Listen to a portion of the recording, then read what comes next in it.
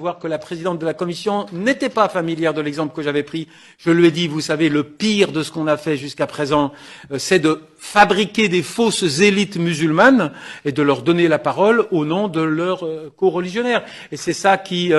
mais je pense que monsieur le rapporteur se souvient de mon exemple et lui, il l'avait immédiatement compris.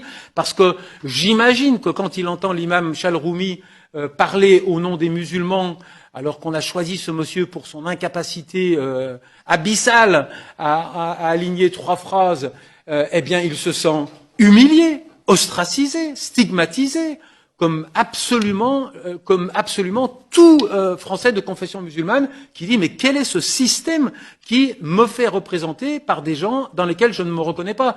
Donc on a déjà là qu'on peut toucher du doigt et qui coûte pas cher un dysfonctionnement des mécanismes de représentation des musulmans.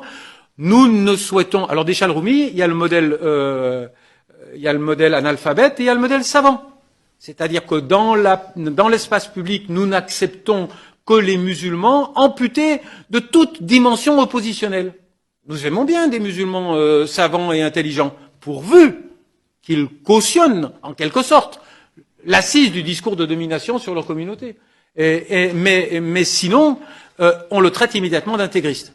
Ce que je dis, moi, François, patron Saint François d'Assise, si c'est Mohamed qui le dit, au bout de 2 minutes, il est traité d'intégriste.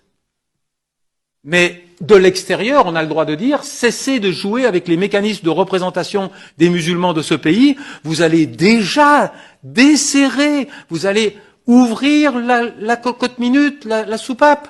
Laissons déjà des musulmans s'exprimer dans le débat public en ayant une posture oppositionnelle.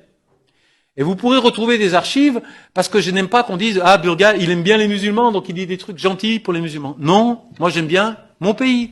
Au nom de l'intérêt que je porte à mon pays, il y a déjà 20 ans, j'ai dit, s'il y avait plus de musulmans râleurs, protestataires, dans l'espace du débat public français, nous aurions fait moins de conneries dans cette région du monde.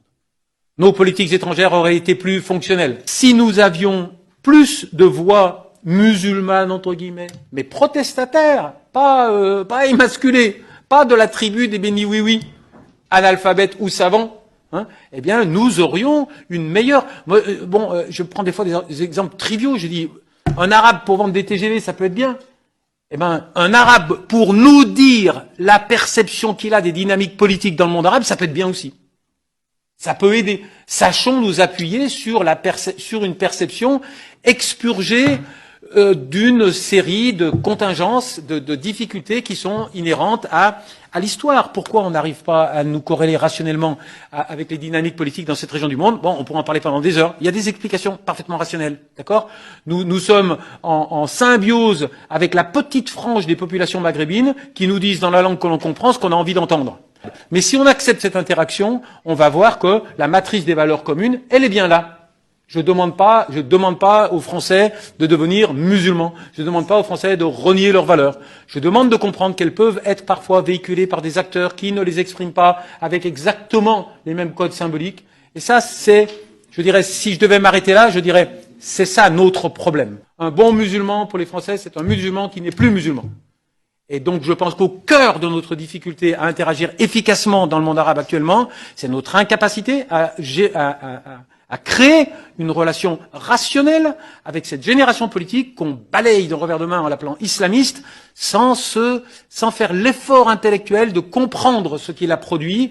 Et si on fait cet effort intellectuel, et on peut le faire si vous voulez que vos questions portent là-dessus, parce que je vais m'interrompre, on va voir que notre erreur, ça a été ça.